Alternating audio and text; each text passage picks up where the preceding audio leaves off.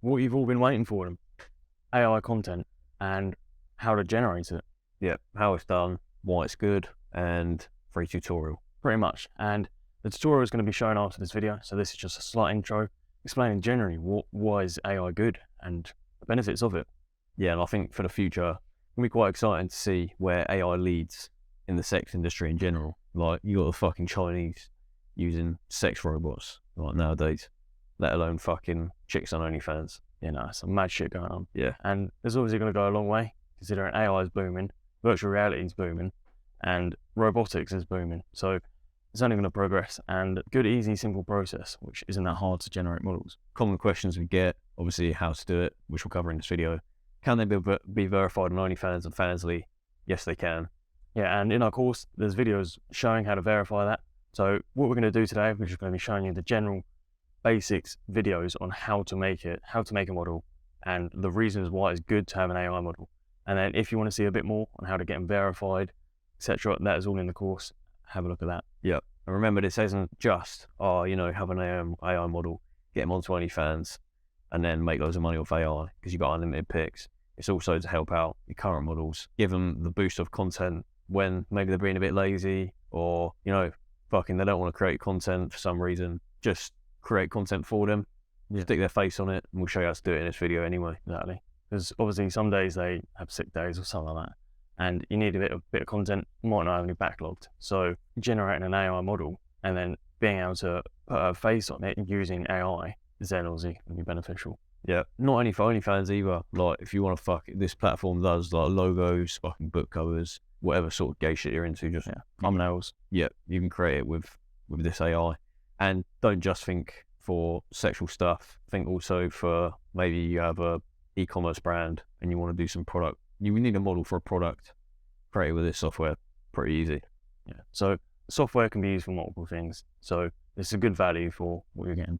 Yeah, it's literally cost $20 a month. I think it's you like 500 generated pictures. 3,000. $20. Well then, no brainer really, is it? Deep Swap's only £15 as well, and I believe the first month is even half price. So they're the two softwares that you're going to require, both in the course. We'll both link them down below, and they're both shown in the video on how to use them and the benefits of them. Very simple. So much value is going to be put out in this video, and obviously all you cheapskates didn't want to buy the course, finally fucking learn how to make AI models. Obviously you're not getting all the tips, but you're getting the majority of it. This will help you out massively. Game changer. Game changer. Today we're going to be looking at AI imaging. So the app we're using, or the software we're using I should say, is Stocking AI. This can be found online, it's fairly cheap and it's good to use. So to start off, what you do, you have to buy credits up here. Use them credits to then generate photos. These photos can be of anything, as you can see. They can be used for book covers, art, Instagram posts, thumbnails, or what you can use them for, what I'm going to be talking about in this video, is AI modeling. Basically to generate a model like this image here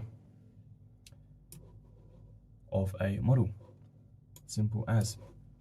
So the way we do this is, firstly you need to start off with prompts. So this is what you're going to tell the AI what to generate. I've got a small description here.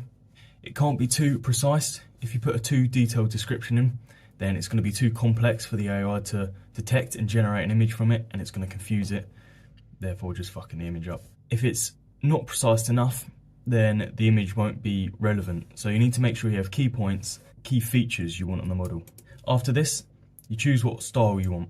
I've selected real model or real photo. Lots to choose from here, so choose whatever one you're going for. As we are trying to get realistic images, I have selected the real photo today, if you want to mimic what I'm doing. Vertical, horizontal, square. So this is to do with the shape of the image here. If you're posting on Instagram, square is the way to go.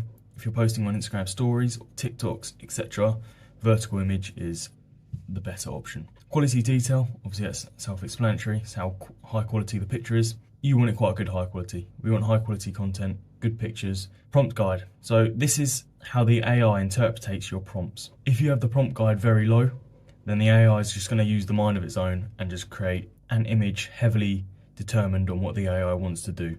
So if the prompt's too high, then it's going to be very specific and rigid on the prompts you've put in, and therefore the image might be a bit distorted and not quite what you're looking for. So we recommend between 8 to 14. It's normally the best.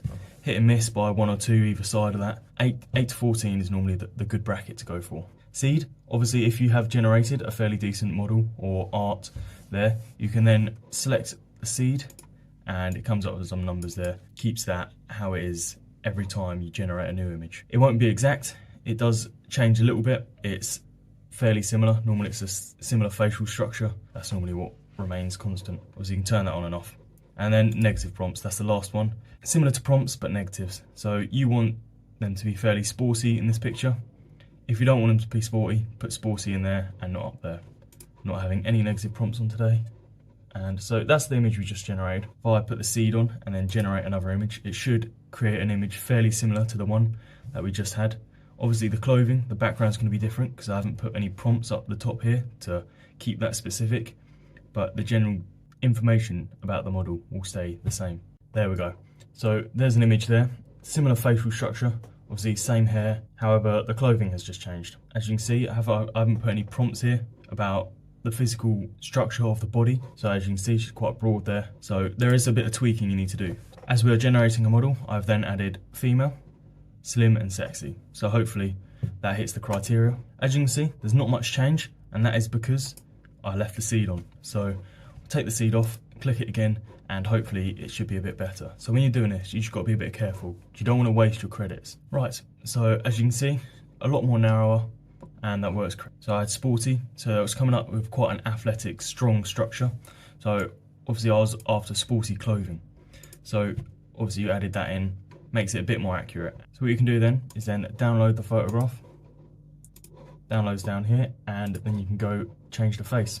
We come into the software here called Deep Swap. So you upload an image, and as you can see from this, the AI image is not perfect. The face is a bit warped, distorted, but everything else seems to be all right. So it's just the face that needs a bit of modification.